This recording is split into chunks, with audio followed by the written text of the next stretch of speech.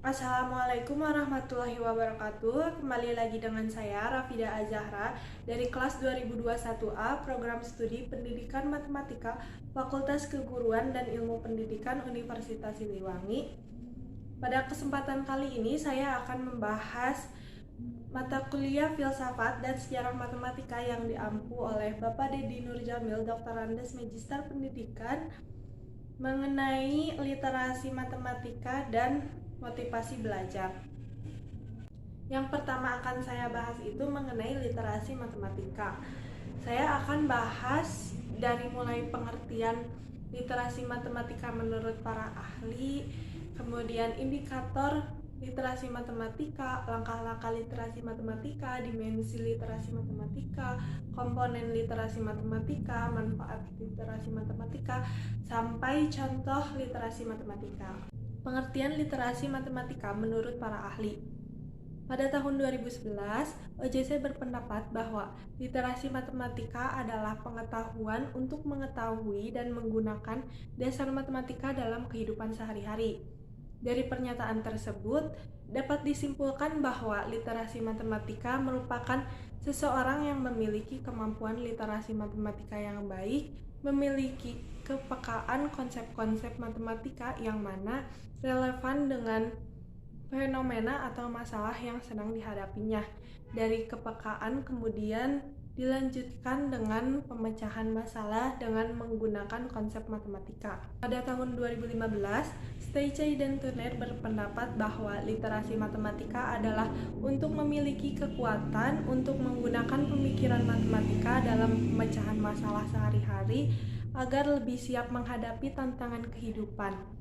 Dari pernyataan tersebut dapat disimpulkan bahwa literasi matematika merupakan pemikiran yang meliputi pola pikir pemecahan masalah, menalar secara logis, mengkomunikasikan, dan menjelaskan. Pola pikir ini dikembangkan berdasarkan konsep, prosedur, serta fakta matematika yang relevan dengan masalah yang dihadapi. NCTM pada tahun 1989 berpendapat bahwa literasi matematika merupakan kapasitas individu untuk memformulasikan, menggunakan, dan menafsirkan matematika dalam berbagai konteks. Dari pernyataan tersebut, dapat disimpulkan bahwa literasi matematika merupakan penalaran matematika dan penggunaan konsep, prosedur, fakta, dan alat matematika untuk mendeskripsikan, menjelaskan. Hal ini menuntun individu untuk mengenali peranan matematika dalam kehidupan dan membuat penilaian yang baik dan pengambilan keputusan yang dibutuhkan oleh penduduk yang konstruktur. Berdasarkan beberapa pendapat tersebut, melalui analisis sintesis, dapat disimpulkan bahwa literasi matematika merupakan menggunakan pengetahuan matematika guna memecahkan masalah sehari-hari secara lebih baik dan efektif. Dalam proses memecahkan masalah ini, seseorang yang memiliki literasi matematika akan menyadari atau memahami konsep matematika yang mana relevan dengan masalah yang dihadapinya.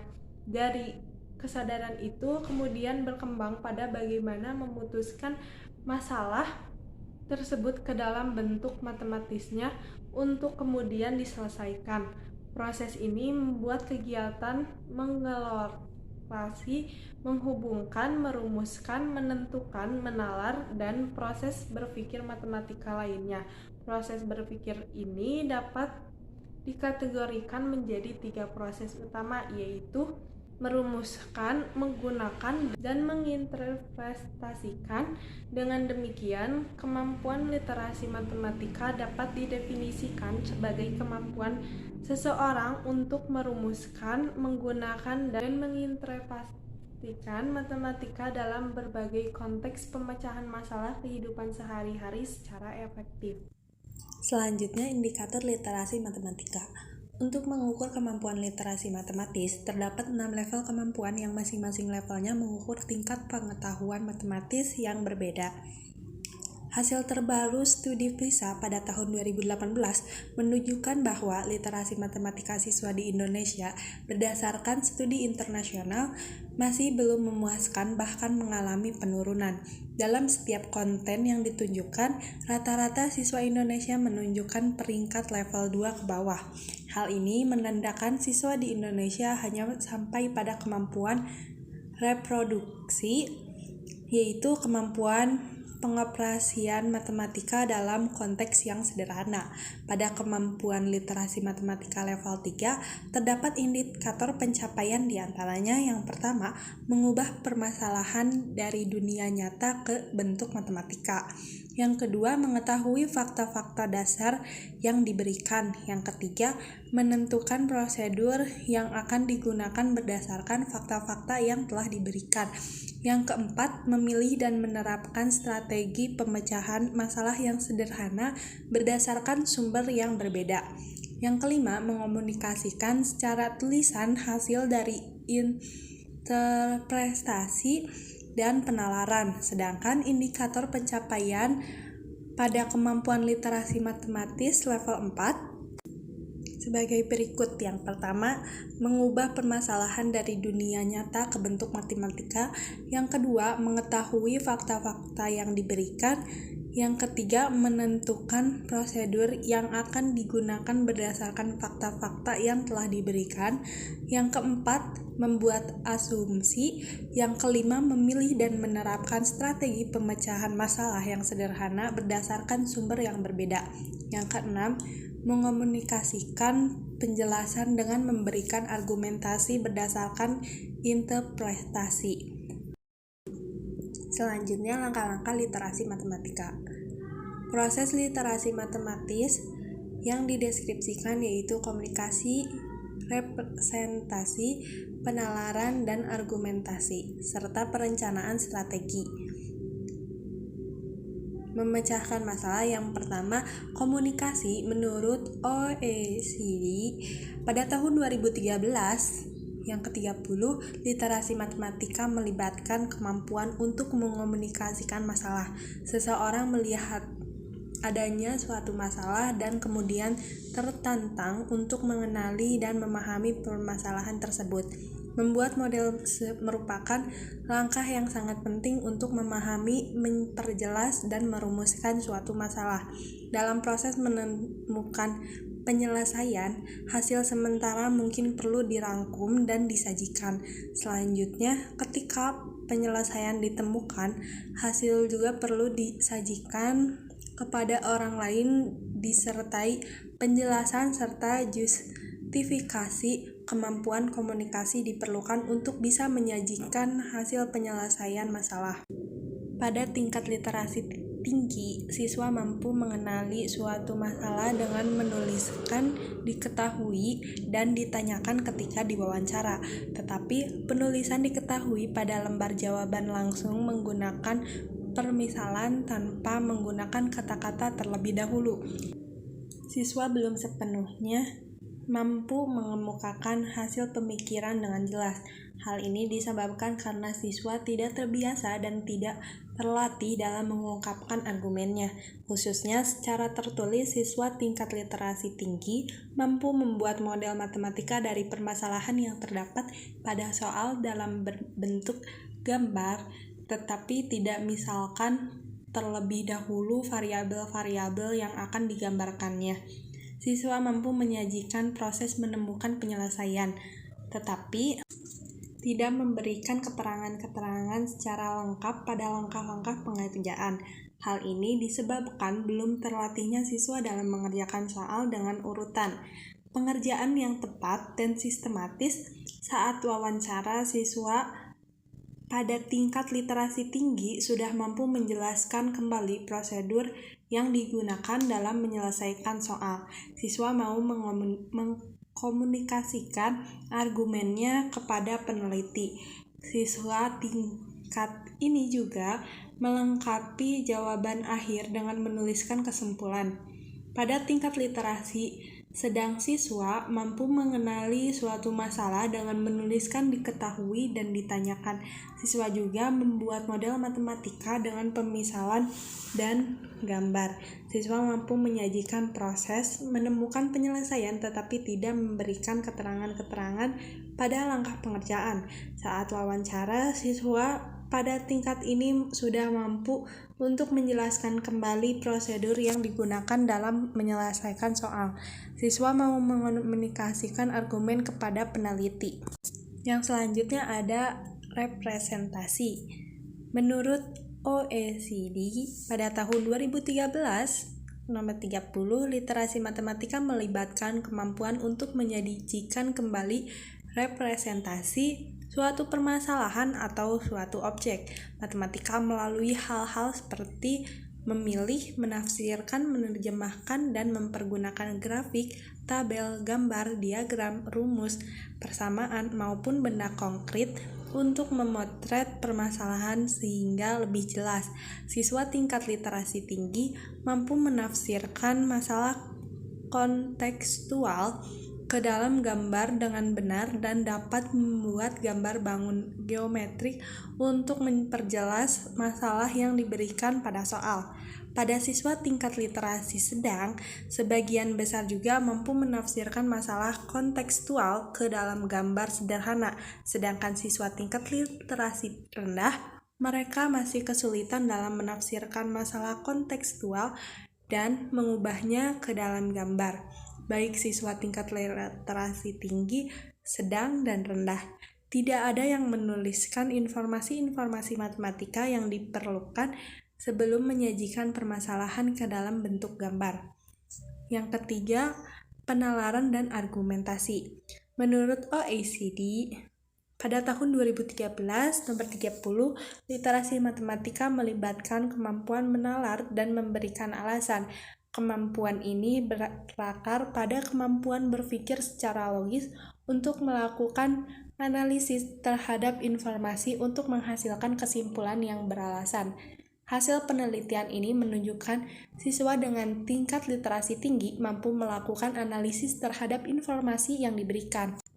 Namun memberikan pernyataan logis dilengkapi dengan alasan dan gambar sehingga diperoleh kesimpulan yang beralasan, serta mampu menggunakan hubungan definisi dan pernyataan yang diberikan untuk mendukung jawaban yang diberikan. Siswa dengan tingkat literasi sedang juga mampu memberikan pernyataan dilengkapi dengan alasan dan gambar, tetapi alasan yang diberikan kurang tepat. Siswa menulis kembali pernyataan untuk dijadikan sebagai alasan ini, menyebabkan kemampuan siswa dalam bernalar kurang terlihat. Saat wawancara, siswa cukup mampu untuk menjelaskan ide yang dipikirannya. Walaupun gagasan yang diberikan kurang tepat, tetapi siswa pada tingkat ini mau bernalar dan memberikan argumentasi. Sedangkan siswa dengan tingkat literasi rendah memberikan pernyataan yang tidak dilengkapi alasan atau alasan yang diberikan sama sekali tidak tepat. Saat wawancara, siswa pada tingkat literasi rendah lebih banyak diam dan tidak berinisiatif untuk berinteraksi lebih jauh. Siswa pada tingkat ini belum mampu memberikan alasan yang mendukung penyelesaian masalah. Siswa merasa tidak bisa mencari argumen yang tepat untuk memperkuat pernyataan yang diberikan. Langkah yang keempat, perencanaan strategi memecahkan masalah. Literasi matematika melibatkan kemampuan menggunakan strategi untuk memecahkan masalah. Beberapa masalah mungkin sederhana dan strategi pemecahannya terlihat jelas. Namun ada juga masalah yang perlu strategi pemecahan cukup rumit. Siswa tingkat literasi tinggi mampu menyelesaikan masalah yang prosedur penyelesaian memerlukan perencanaan penyelesaian, tidak sekedar menggunakan rumus. Siswa tingkat tinggi tidak menulis unsur yang diketahui dan ditanyakan dalam lembar jawabannya, tetapi ketika diwawancara dapat mengidentifikasi unsur-unsur yang diketahui dan ditanyakan. Mereka mengaku untuk tidak terbiasa menulisnya apabila tidak diminta di dalam soal, dan untuk menghemat waktu pengerjaan soal. Siswa dapat dengan tingkat literasi sedang dan rendah belum dapat menyelesaikan masalah yang prosedur penyelesaiannya memerlukan perencanaan penyelesaian, tidak sekedar menggunakan rumus. Selanjutnya, dimensi literasi matematis. Literasi matematis memiliki beberapa dimensi, misalnya literasi numerik, literasi spesial, dan literasi data, serta melampaui kelas matematika ke bidang studi lainnya. Guru dapat memanfaatkan kesempatan yang ada untuk literasi matematis. Semua guru memiliki tanggung jawab untuk mengkomunikasikan pandangan bahwa semua siswa dapat dan harus melakukan literasi matematika. Konsep tentang literasi matematis ini mendukung pentingnya siswa dalam mengembangkan pemahaman yang kuat tentang konsep matematika murni dan manfaat dalam eksplorasi di dunia matematika abstrak. Konstruksi dari literasi matematis sangat menekankan perlu mengembangkan kapasitas siswa untuk menggunakan matematika dalam konteks dan penting bagi mereka untuk memiliki pengalaman yang kaya di kelas matematika untuk mencapai hal ini. Selanjutnya, komponen literasi matematika. Yang pertama, berpikir matematis atau menguasai mode pemikiran matematika. Di antaranya, memunculkan pernyataan yang menjadi karakteristik matematika dan mengetahui jenis jawaban yang ditawarkan matematika. Memperluas lingkup sebuah konsep dengan menguraikan beberapa properti dan menggeneralisasi hasilnya ke kelas objek yang lebih besar. Membedakan antara berbagai jenis pernyataan matematis, memahami dan mengani ruang lingkup dan batasan konsep yang diberikan. Yang kedua, mengajukan dan memecahkan masalah matematis, mengidentifikasi, mengaju, dan menentukan berbagai jenis masalah matematis. Memecahkan berbagai jenis masalah matematis baik yang dilakukan oleh orang lain atau oleh dirinya sendiri. Yang ketiga, permodelan matematis atau menganalisis dan membangun model. Di antaranya, menganalisis fondasi dan sifat model yang ada termasuk menilai tentang dan validitasnya.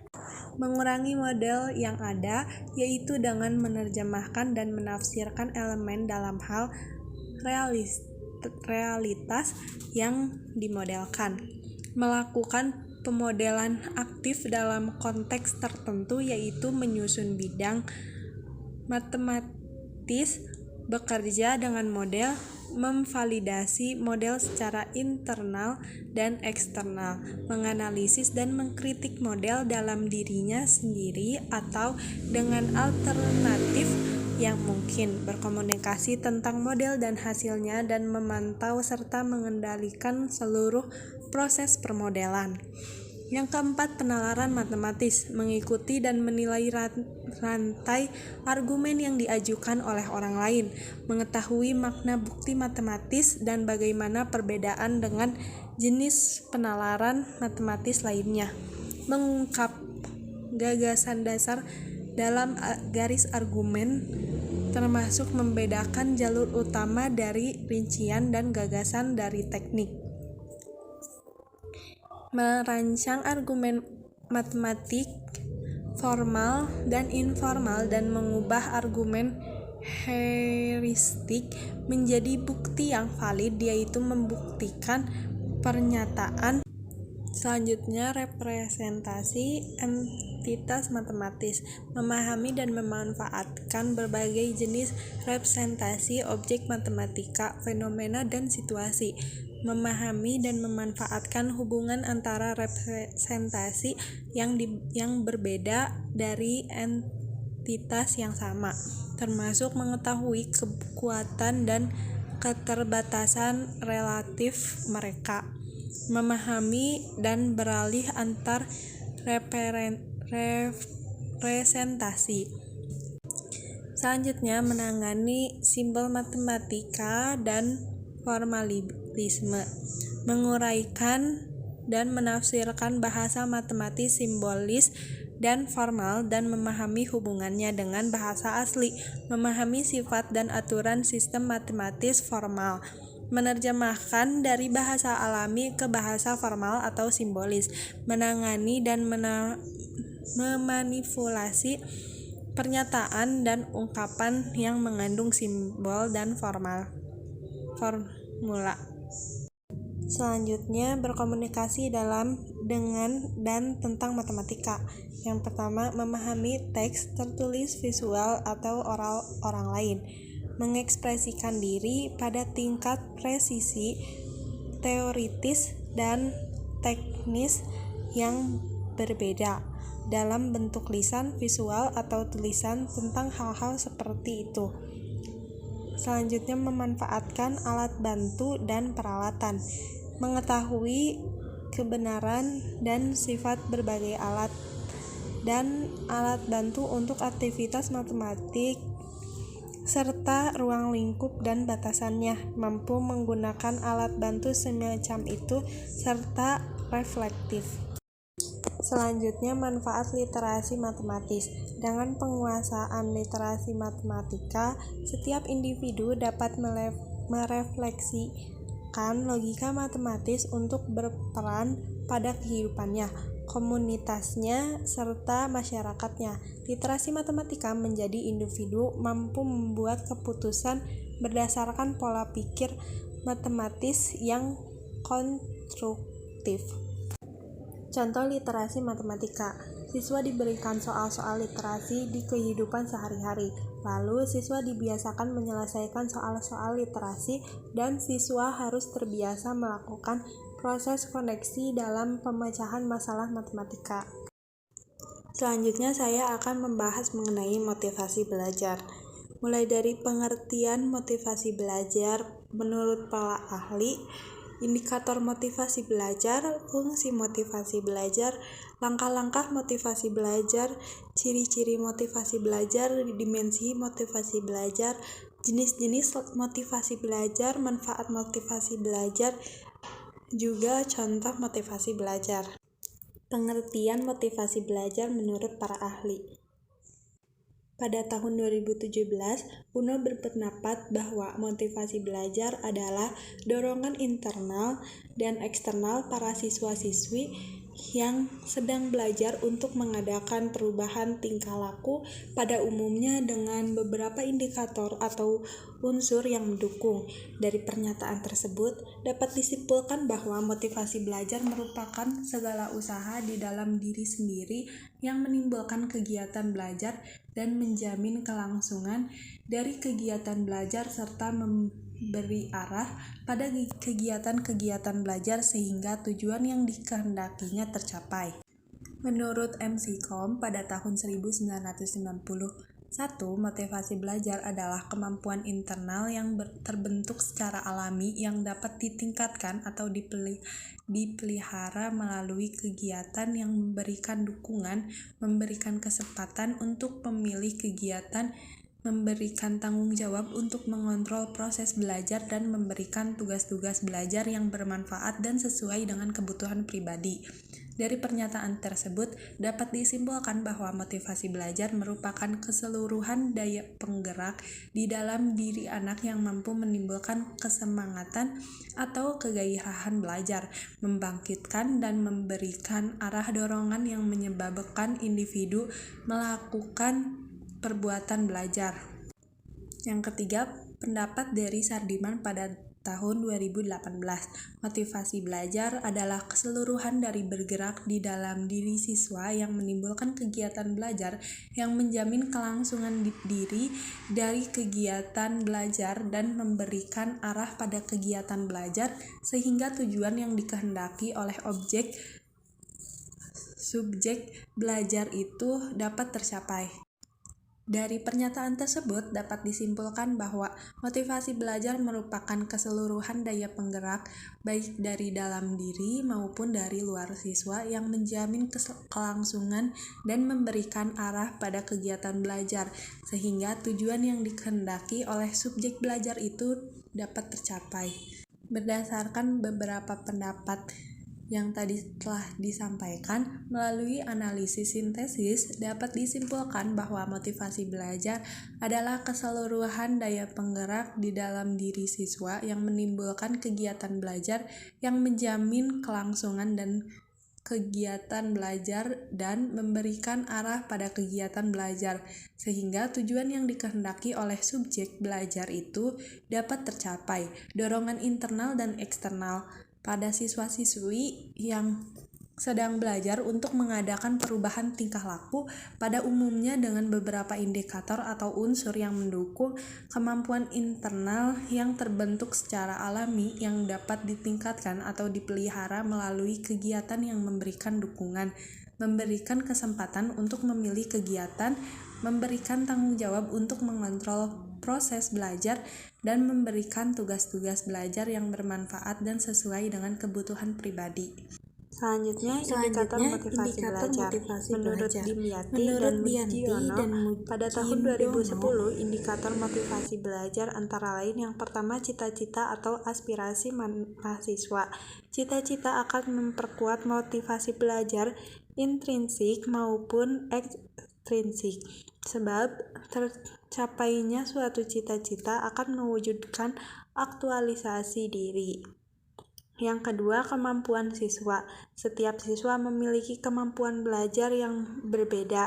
Hal ini diukur melalui taraf perkembangan berpikir siswa, di mana siswa yang taraf perkembangan berpikirnya konkret tidak sama dengan siswa yang sudah sampai pada taraf perkembangan berpikir rasional.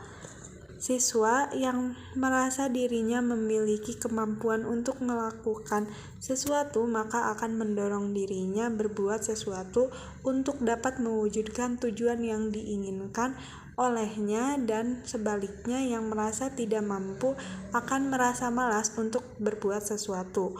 Yang ketiga, kondisi siswa dapat diketahui dari kondisi fisik dan kondisi psikologis, karena siswa adalah makhluk yang terdiri dari kesatuan fisiologik. Kondisi fisik siswa lebih cepat diketahui daripada kondisi psikologis. Hal ini dikarenakan kondisi fisik lebih jelas menunjukkan gejalanya daripada kondisi psikologis. Yang keempat, kondisi lingkungan siswa. Kondisi lingkungan siswa merupakan unsur yang datang dari luar diri siswa, yaitu lingkungan keluarga, sekolah, dan masyarakat. Lingkungan fisik sekolah, sarana dan prasarana perlu ditata dan dikelola, dapat menyenangkan dan membuat siswa merasa nyaman untuk belajar. Kebutuhan psikologis juga perlu mendapat perhatian, misalnya kebutuhan rasa aman berprestasi, dihargai, dan diakui yang harus dipenuhi agar motivasi belajar timbul dan dapat dipertahankan. Fungsi motivasi belajar. Menurut Yamara pada tahun 2002, fungsi motivasi dalam belajar adalah motivasi sebagai pendorong kegiatan, motivasi sebagai penggerak perbuatan, di mana adanya dorongan psikologis yang melahirkan sikap terhadap anak didik merupakan suatu kekuatan yang tidak terbendung, yang kemudian menjadi bentuk gerakan. Sesuatu yang dicari peserta didik merupakan tujuan belajar, dan tujuan belajar itulah sebagai pengarah yang memberikan motivasi kepada peserta didik. Langkah-langkah motivasi belajar. Yang pertama membuat agenda belajar. Langkah pertama yang dilakukan untuk meningkatkan motivasi belajar adalah dengan membuat agenda belajar yang jelas. Agenda belajar akan membantumu untuk mengatur waktu dan materi apa yang harus dipelajari. Dengan demikian, kamu akan lebih fokus dan konsentrasi dalam belajar. Cukup dengan membuat agenda belajar yang kamu lakukan akan menjadi lebih efektif dan efisien. Yang kedua, menentukan gaya belajar. Setiap orang memiliki gaya belajarnya masing-masing. Setiap metode pembelajaran memiliki kelebihan dan kekurangan. Tentunya, kinestetik, dengan mengetahui gaya belajar, kamu bisa menyesuaikan diri dengan materi yang ingin dipelajari, jadi tentukan tipe gaya belajarmu. Yang ketiga, istirahat. Istirahat termasuk salah satu faktor penting dalam proses belajar. Belajar terus-menerus tanpa memberikan waktu istirahat akan membuat orang dan tubuh menjadi lelah. Ketika tubuh lelah, proses belajar tidak akan maksimal. Materi yang dipelajari tidak akan bisa terserap optimal dalam ingatan. Selain itu, istirahat juga terserap dibutuhkan akan kondisi tubuh tetap fit dan sehat. Yang keempat, hindari gangguan belajar. Seringkali gangguan saat belajar menghambat proses penyerapan materi. Untuk memperoleh suatu belajar yang baik, hindari gangguan belajar yang mungkin terjadi. Aturlah waktu untuk bermain. Baik itu bermain gadget, bermain sosial media, melihat televisi, dan game online, agar tidak mengganggu waktu belajar. Jangan berada di kumpulan orang atau keramaian. Usahakan tidak ada sesuatu di keliling yang dapat mengalihkan fokus belajar. Yang kelima, cari suasana yang tepat.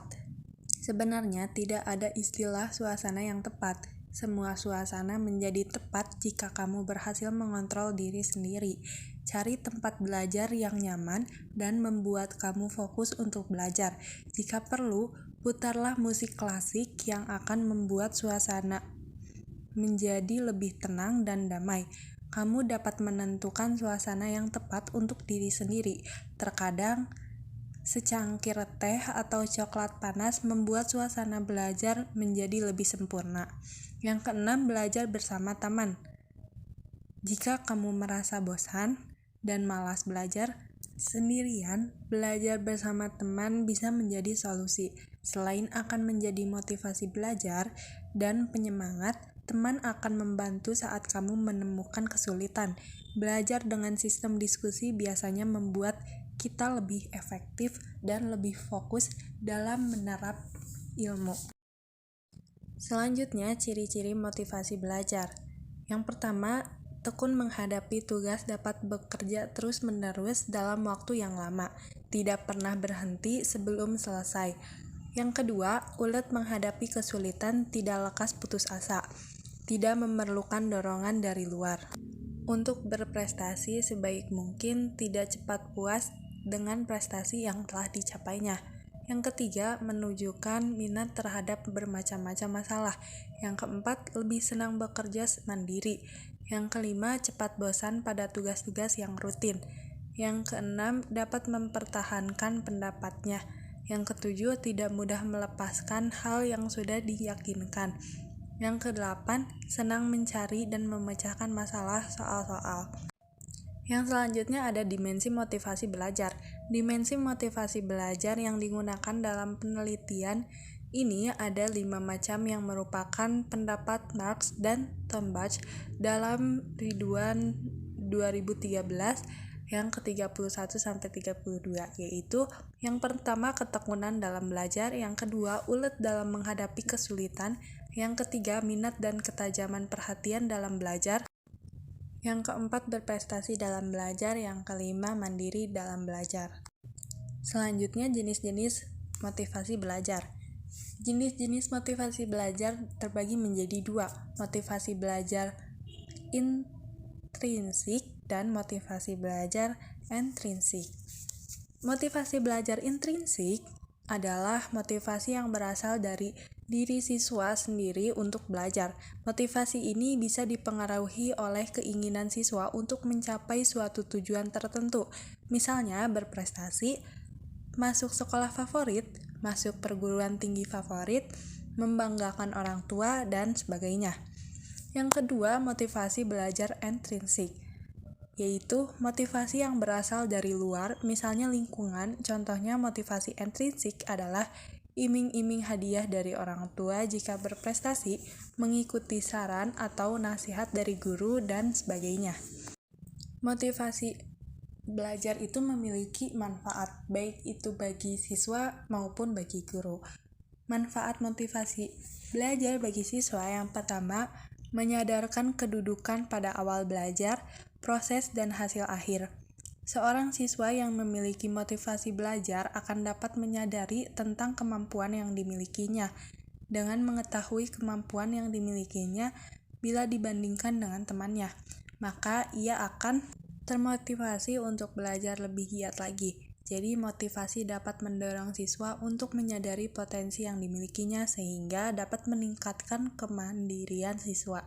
Yang kedua, menginformasikan tentang kekuatan usaha belajar yang dibandingkan dengan teman sebaya. Adanya motivasi pada diri siswa akan dapat mendorong mereka untuk lebih giat belajar. Sebagai ilustrasi, jadi terbukti usaha belajar seorang siswa belum menandai, maka ia berusaha setekun temannya yang belajar dan berhasil. Yang ketiga, mengarahkan kegiatan belajar. Adanya motivasi belajar pada diri seorang siswa akan mampu mengarahkan kegiatan belajarnya. Ia akan memperhatikan materi pelajaran yang disampaikan oleh guru. Sebagai ilustrasi, setelah ia diketahui bahwa dirinya belum belajar secara serius. Yang keempat, membesarkan semangat belajar. Motivasi belajar yang ada pada diri seorang siswa akan mampu mengarahkan kegiatan belajarnya. Ia akan mendorong siswa untuk bersemangat dan sungguh-sungguh dalam belajar. Yang terakhir, menyadarkan tentang adanya perjalanan belajar kemudian bekerja yang berkesinambungan. Adapun manfaat motivasi belajar bagi guru, karena guru penting mengetahui manfaat motivasi belajar. Yang pertama, dapat membangkitkan, meningkatkan, dan memelihara semangat siswa untuk belajar sampai berhasil. Yang kedua, dapat mengetahui dan memahami motivasi belajar siswa di kelas bermacam-macam, ada yang acuh tak acuh, ada yang bersemangat untuk belajar. Yang ketiga, ada yang dapat meningkatkan dan menyadarkan guru untuk memilih satu di antara bermacam-macam peran seperti sebagai penasehat, fasilitator, instruktur, teman diskusi, penyemangat, pemberi hadiah, atau pendidik. Yang terakhir, dapat memberi peluang kepada guru untuk kerja rekayasa pedagogis. Tugas guru adalah membuat semua siswa belajar sampai berhasil. Yang terakhir ada contoh motivasi belajar. Ada banyak cara untuk kita memberikan motivasi belajar. Salah satunya dengan kata-kata motivasi belajar. Yang pertama ada, mulailah dari mana kamu berada, gunakan apa yang kamu miliki, lakukan apa yang kamu bisa. Yang kedua, menjauhkan dari orang-orang yang mencoba meremehkan ambismu. Orang kecil selalu melakukan itu, tetapi yang benar-benar hebat membuatmu merasa bahwa kamu juga bisa menjadi hebat. Yang ketiga, pendidikan adalah paspor untuk masa depan, karena hari esok adalah milik mereka yang mempersiapkannya hari ini. Yang keempat, milikilah tujuan untuk sukses, bukan kesempurnaan. Jangan pernah melepaskan hakmu untuk melakukan kesalahan, karena dengan begitu kamu akan kehilangan kemampuan untuk mempelajari hal-hal baru dan melanjutkan hidup. Ingatlah bahwa ketakutan selalu bersembunyi di balik perfeksionisme. Hanya itu yang dapat saya sampaikan, kurang lebihnya mohon dimaafkan. Wassalamualaikum warahmatullahi wabarakatuh. Thank you for watching.